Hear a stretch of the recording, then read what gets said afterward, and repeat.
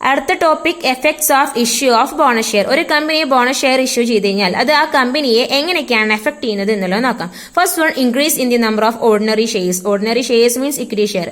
Bonus share issue ചെയ്യുമ്പോൾ ഒരു കമ്പനിയുടെ total number of equity share increase ചെയ്യുകയും കമ്പനിയുടെ റിസർവ്സ് ആൻഡ് സർപ്ലസ് കുറയുകയും ചെയ്യുന്നു.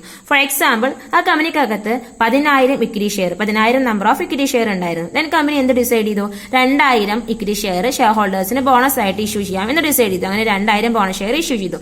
ഇപ്പൊ ഈ കമ്പനിയുടെ total number of equity share എത്രയായി? ആദ്യം ഉണ്ടായിരുന്ന 10,000 പ്ലസ് ബോണസ് ആയിട്ട് ഇഷ്യൂ ചെയ്തിട്ടുള്ള 2,000 ഇക്വിറ്റി ഷെയർ ടോട്ടൽ എത്രയായി? 10,000-ൽ നിന്നും 12,000 ആയിട്ട് number of equity share increase ചെയ്തു. റിസർവ്സ് ആൻഡ് സർപ്ലസ് കുറയും എന്ന് പറയാനുള്ള കാരണം എന്താണെന്ന് വെച്ച് കഴിഞ്ഞാൽ നമ്മൾ ബോണസ് ഷെയർ ഷെയർ ഹോൾഡേഴ്സിന് ഫ്രീ ആയിട്ടാണ് കൊടുക്കുന്നത്. വിച്ച് മീൻസ് ഷെയർ ഹോൾഡേഴ്സിന്റെ കയ്യിൽ നിന്ന് ക്യാഷ് മേടിക്കുന്നില്ല. പക്ഷെ നമുക്ക് ബാലൻസ് ഷീറ്റിൽ ഇക്വിറ്റി ഷെയർ ക്യാപിറ്റൽ എഴുതുമ്പോൾ അവർക്ക് എന്ത് ചെയ്യണം? ഈ എമൗണ്ട് മാറ്റി വെക്കണം അല്ലേ? ഇപ്പോൾ 10 രൂപയുടെ 2,000 ഇക്വിറ്റി ഷെയർ എന്ന് പറഞ്ഞാൽ 20,000 എമൗണ്ട് നമുക്ക് ഇങ്ങോട്ട് മാറ്റി വെക്കണം. സോ നമ്മൾ എവിടെ നിർത്തിട്ടാണ് മാറ്റി വെക്കുന്നത്? കമ്പനിയുടെ പാസ് റിസർവ്സ് ആൻഡ് സർപ്ലസിൽ നിർത്തുന്നതാണ് എന്ത് ചെയ്യുന്നത്?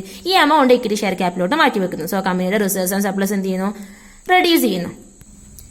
Second one, net worth is unaffected. കമ്പനിയുടെ ടോട്ടൽ നെറ്റ് വർത്ത് അൺഅഫക്റ്റഡ് ആയിരിക്കും. വിച്ച് മീൻസ് അതിൽ യാതൊരു തരത്തിലുള്ള മാറ്റം വരില്ല. കാരണം എന്താണെന്ന് വെച്ച് കഴിഞ്ഞാൽ ഷെയർ ക്യാപിറ്റൽ ഇൻക്രീസ് ചെയ്യുകയും ചെയ്യും, റിസർവ്സ് ആൻഡ് സർപ്ലസ് എന്ത് ചെയ്യും? കുറയും ചെയ്യും. രണ്ടും സെയിം എമൗണ്ട് ആണ് കുറയും കൂടും ചെയ്യുന്നത്.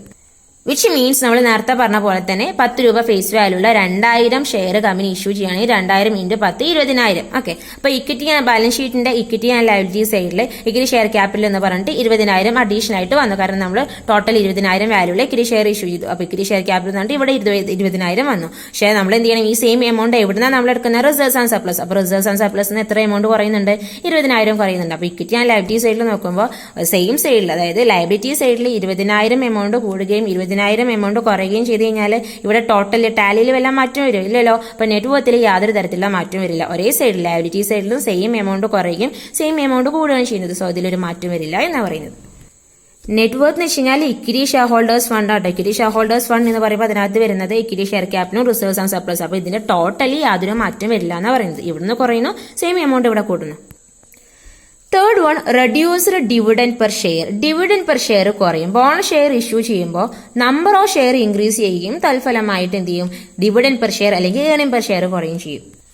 Four example, dividend per share അല്ലെങ്കിൽ ഏർണിംഗ് പെർ ഷെയർ, ഒരു ഷെയറിൽ നിന്ന് എത്ര ഏർണിംഗ്സ് കിട്ടുന്നുണ്ട് എന്ന് കാണാനുള്ള equation total earnings divide by number of equity share അല്ലെങ്കിൽ net profit available to equity share holders. Total earnings ശരിക്കും എടുക്കാൻ പറ്റില്ല. കാരണം എത്രയാണോ കമ്പനി കിട്ടുന്ന പ്രോഫിറ്റ് അതിന്റെ ഒരു ഭാഗം, ഏർണിംഗ്സിന്റെ ഒരു ഭാഗം നമ്മൾ റിസർവ് ആയിട്ട് കീപ്പ് ചെയ്യും, മറ്റേ പോർഷൻ മാത്രമേ എന്ത് ചെയ്യുള്ളൂ? ഇക്വിറ്റി ഷെയർ ഹോൾഡേഴ്സിന് കൊടുക്കുള്ളൂ. അപ്പൊ net profit available to equity share holders, equity share ഹോൾഡേഴ്സിന് അവൈലബിൾ ആയിട്ട് നെറ്റ് പ്രോഫിറ്റ് എത്രയാണ്? ഡിവൈഡ് ബൈ ആ കമ്പനിക്കകത്ത് ടോട്ടൽ എത്ര ഇക്വിറ്റി ഷെയർ ഉണ്ട്. ഇങ്ങനെയാണ് നമ്മൾ EPS കാണുക, ഒരു ഷെയറിന് എത്രയാണ് ഏർണിംഗ്സ് എന്നുള്ളത്. ഓക്കെ, നമുക്കൊരു എക്സാമ്പിൾ നോക്കാം. കമ്പനിയുടെ നെറ്റ് പ്രോഫിറ്റ് ഇക്വിറ്റി ഷെയർ ഹോൾഡേഴ്സിന് അവൈലബിൾ ആയിട്ട് നെറ്റ് പ്രോഫിറ്റ് 10 ലക്ഷം രൂപയാണ്. ആ കമ്പനിക്കകത്തുള്ള ഇക്വിറ്റി ഷെയറിന്റെ എണ്ണം 10,000 ആണ്. അപ്പൊ EPS എത്ര വരിക? 10 ലക്ഷം ഡിവൈഡ് ബൈ 10,000 = 100. ഓക്കെ, കമ്പനി എന്ത് ഡിസൈഡ് ചെയ്തു? 2,000 ബോണസ് ഷെയർ ഇഷ്യൂ ചെയ്യാം എന്ന് ഡിസൈഡ് ചെയ്തിട്ട് എന്ത് ചെയ്തു?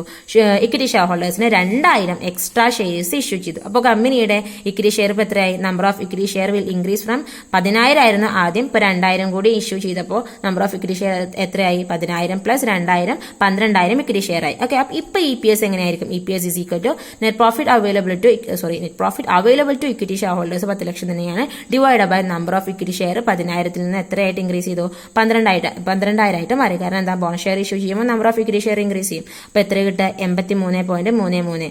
ഒരു ഷെയറിന് 100 രൂപ ഏർണിംഗ്സ് കിട്ടിയ സ്ഥലത്ത് ഇപ്പൊ എത്രയുള്ളൂ? ഒരു ഷെയറിന് 83.33 രൂപയെ ഏർണിംഗ്സ് കിട്ടുന്നുള്ളൂ. അതായത് ഏർണിംഗ് പെർ ഷെയർ അല്ലെങ്കിൽ ഡിവിഡൻഡ് പെർ ഷെയർ കുറയും. എന്തിന്റെ ഫലമായിട്ട്? ബോണസ് ഷെയർ ഇഷ്യൂ ചെയ്യുന്നതിന്റെ ഫലമായിട്ട് earning per share decreased from 100-ൽ നിന്ന് 83.33 ആയി. വിച്ച് മീൻസ് ഇതിന്റെ കൺക്ലൂഷൻ എന്താണെന്ന് വെച്ച് കഴിഞ്ഞാൽ ബോണസ് ഷെയർ ഇഷ്യൂ ചെയ്യുമ്പോൾ നമ്പർ ഓഫ് ഷെയർ ഇൻക്രീസ് ചെയ്യുകയും അതിന്റെ ഫലമായിട്ട് ഡിവിഡൻഡ് പെർ ഷെയർ അല്ലെങ്കിൽ ഏർണിംഗ് പെർ ഷെയർ കുറയുകയും ചെയ്യും. Next one, no effect on the assets. Share ഹോൾഡേഴ്സിന് ബോണസ് ഷെയർ ഇഷ്യൂ ചെയ്യുമ്പോൾ അവർ കമ്പനിക്ക് ക്യാഷ് ഒന്നും പേ ചെയ്യുന്നില്ല. സോ അതുകൊണ്ട് തന്നെ ബാലൻസ് ഷീറ്റിൽ അസറ്റ് സൈഡിൽ യാതൊരു മാറ്റവും വരില്ല, അത് അൺഅഫക്റ്റഡ് ആയിരിക്കും. ബോണസ് ഷെയർ ഇഷ്യൂ ചെയ്യുന്നത് കമ്പനിയുടെ അസറ്റിനെ യാതൊരു തരത്തിലും എഫക്ട് ചെയ്യില്ല. ഫോർ എക്സാമ്പിൾ, നമുക്ക് ബോണസ് ഷെയറിന്റെ കേസില്ല, സാധാ രീതിയിൽ നമ്മൾ ഇക്വിറ്റി ഷെയർ ഇഷ്യൂ ചെയ്യുകയാണെങ്കിൽ അതെങ്ങനെയാണ് ബാലൻസ് ഷീറ്റിൽ മാറ്റം വരുത്തുക? ഫോർ എക്സാമ്പിൾ, കമ്പനി എന്ത് ചെയ്തു? 2,000 ഇക്വിറ്റി ഷെയർ, 10 രൂപ ഫേസ് വാല്യൂ ഉള്ള 2,000 ഇക്വിറ്റി ഷെയർ കമ്പനി പബ്ലിക്കിന് ഇഷ്യൂ ചെയ്തു. സോ ഈ ഒരു കേസിലാണ് ഈ പബ്ലിക്കിന് ഇഷ്യൂ ചെയ്യുമ്പോൾ പബ്ലിക് എന്ത് ചെയ്യുന്നുണ്ട്? കമ്പനി ക്യാഷ് കൊടുക്കുന്നത്. അപ്പൊ ഈ ഒരു കേസിൽ എങ്ങനെയാണ് ബാലൻസ് ഷീറ്റിൽ മാറ്റം വരിക? ഇക്വിറ്റി ആൻഡ് ലയബിലിറ്റി സൈഡിൽ ഇക്വിറ്റി ഷെയർ ക്യാപിറ്റൽ എന്ന് പറഞ്ഞിട്ട് 2,000 × 10 20,000 നമ്മൾ എമൗണ്ട് എടുത്ത് വരും. ഓക്കെ, അസറ്റ് സൈഡിൽ ഫിക്സ്ഡ് അസറ്റ് എഴുതിയിട്ട് കറന്റ് അസറ്റ് എഴുതിയിട്ട് അതിന് താഴെ വരുന്ന ഒരു ഐറ്റമാണ് ക്യാഷ്. കാരണം നമ്മൾ പബ്ലിക്കിന് ഷെയർ ഇഷ്യൂ ചെയ്യുമ്പോൾ അവരുടെ കയ്യിൽ കയ്യിൽ നിന്ന് എത്ര വാങ്ങുന്നുണ്ട്, ഈ ഒരു ക്യാഷ് റിസീവ് ചെയ്യുന്നുണ്ട്. അപ്പോൾ കമ്പനിക്ക് എത്ര കിട്ടി, 20,000 രൂപ ക്യാഷ് കിട്ടി. ഇങ്ങനെയാണ് സാധാ രീതിയിൽ ഇക്വിറ്റി ഷെയർ ഇഷ്യൂ ചെയ്യുമ്പോൾ. ലയബിലിറ്റി സൈഡിലും എമൗണ്ട് വരും, അസറ്റ് സൈഡിലും എമൗണ്ട് വരും. സോ ടാലി ആയിട്ട് പോകും.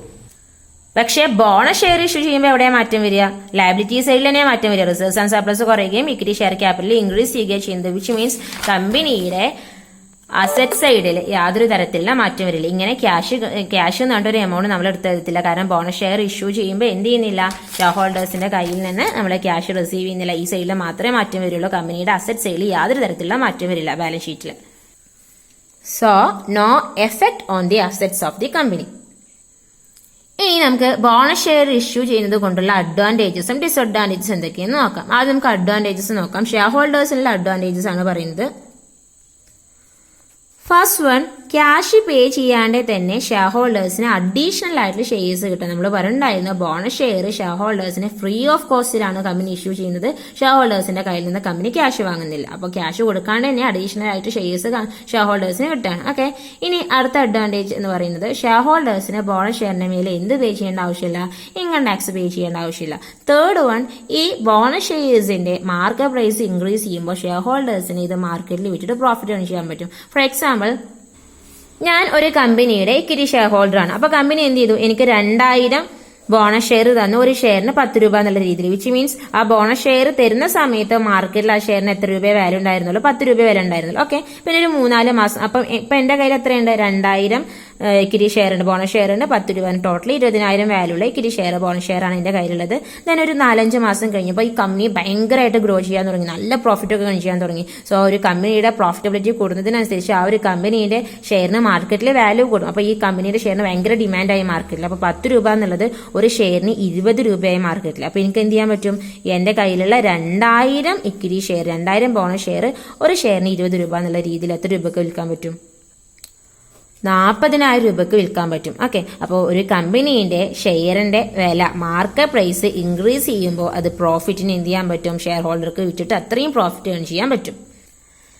നെക്സ്റ്റ് വൺ, ഷെയർ ഹോൾഡേഴ്സിന് ഫ്യൂച്ചറിൽ ഡിവിഡൻഡ് ഇൻക്രീസ് ചെയ്ത് കിട്ടാനുള്ള ചാൻസ് ഉണ്ട്. കാരണം എന്താണെന്ന് വെച്ച് കഴിഞ്ഞാൽ നമ്പർ ഓഫ് ഷെയർസ് ഇൻക്രീസ് ചെയ്തിട്ടുണ്ട്. നമ്മൾ നേരത്തെ പറഞ്ഞു ഡിവിഡൻഡ് പെർ ഷെയർ കുറയാണെങ്കിൽ കൂടിയും എന്റെ കയ്യിൽ ആദ്യം ഉണ്ടായിരുന്നത് 10,000 ഷെയർ ആയിരുന്നു. ഓക്കെ, ദെൻ എനിക്കിപ്പോൾ ബോണസ് ആയിട്ട് എത്ര ഷെയറും കൂടി കിട്ടിയിട്ടുണ്ട്, 2,000 ഷെയർ. അങ്ങനെ ടോട്ടൽ 12,000 ഷെയർ എന്റെ കയ്യിലുണ്ട്. അപ്പോൾ ആദ്യം 10,000 ഷെയറിൽ ഡിവിഡൻഡ് കിട്ടിയ സ്ഥലത്ത് ഇപ്പൊ എനിക്ക് എത്ര ഉണ്ട്, 12,000 ഷെയറിൽ ഡിവിഡൻഡ് കിട്ടുന്നുണ്ട്. സോ ടോട്ടൽ ഏർണിങ്സ് ഇൻക്രീസ് ചെയ്യല്ലേ ചെയ്യുന്നത്.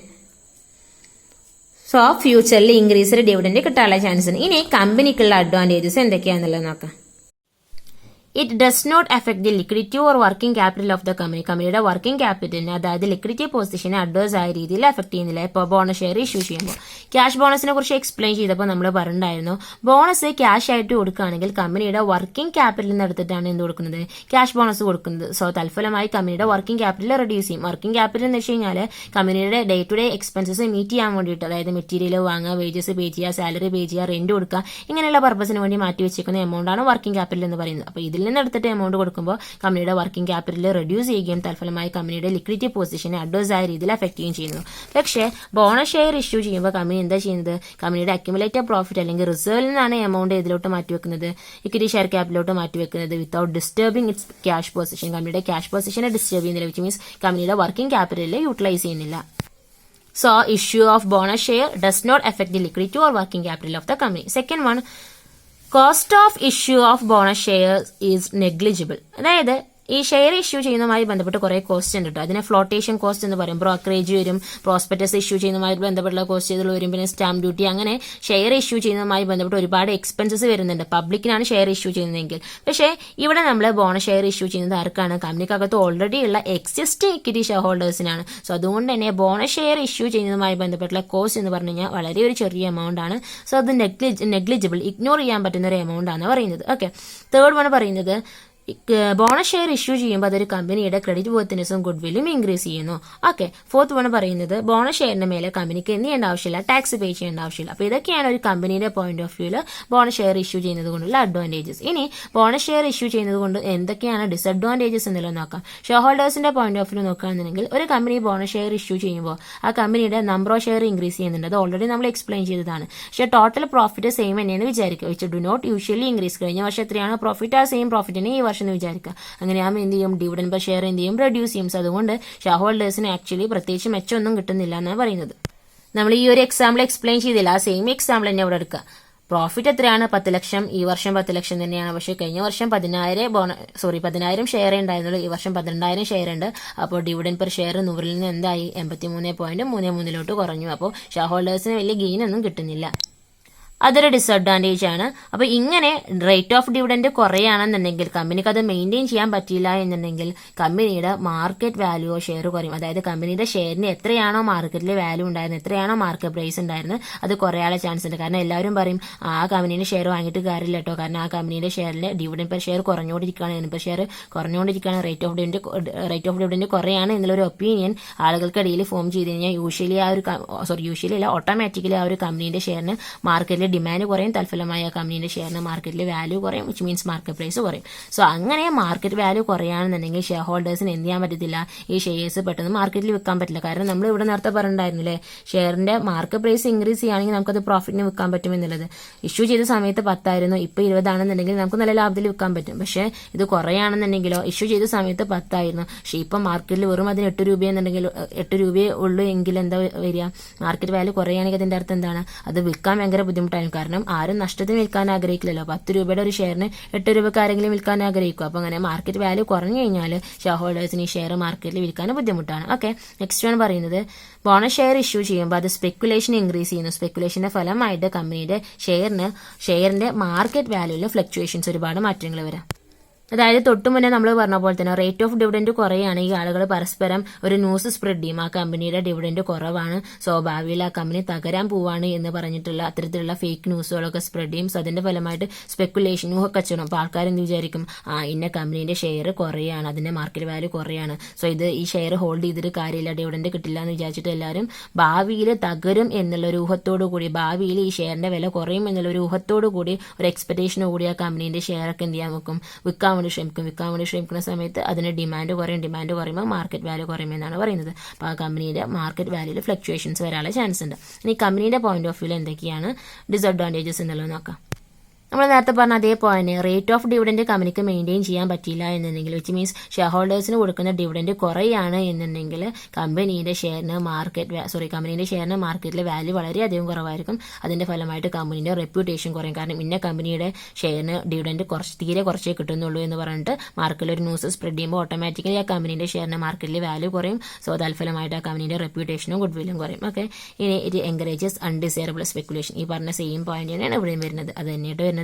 Third one, it reduces accumulated profit earned in past years. നമ്മൾ നേരത്തെ പറഞ്ഞിട്ടുണ്ടായിരുന്നു, എവിടെ നിന്നെടുത്തിട്ടാണ് നമ്മൾ ഇക്വിറ്റി ഷെയർ ക്യാപിലോട്ട് എമൗണ്ട് മാറ്റി വെക്കുന്നത്, കമ്പനിയുടെ കഴിഞ്ഞ വർഷങ്ങളായിട്ട് നമ്മൾ സ്വരുക്കൂട്ടി വെച്ചിട്ടുള്ള അക്യുമുലേറ്റ് ചെയ്ത് വെച്ചിട്ടുള്ള പ്രോഫിറ്റ് ആൻഡ് റിസർവ് എന്നാണ്. സോ ഇതിൽ നിന്ന് എമൗണ്ട് മാറ്റി വെക്കുന്ന ഫലമായിട്ട് കമ്പനിയുടെ അക്യുമുലേറ്റഡ് പ്രോഫിറ്റ് ആൻഡ് റിസർവ് എന്ത് ചെയ്യുന്നു, കുറയുന്നു.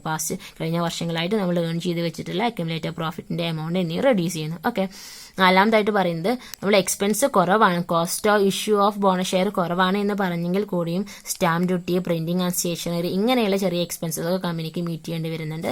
സോ ഇതൊരു കമ്പനിയുടെ പോയിന്റ് ഓഫ് വ്യൂ നോക്കുമ്പോൾ ഒരു ഡിസഡ്വാൻറ്റേജ് ആണ്, ചെറുതായിട്ടുള്ള ഒരു എക്സ്പെൻസസ് വരിക എന്നുള്ളത്.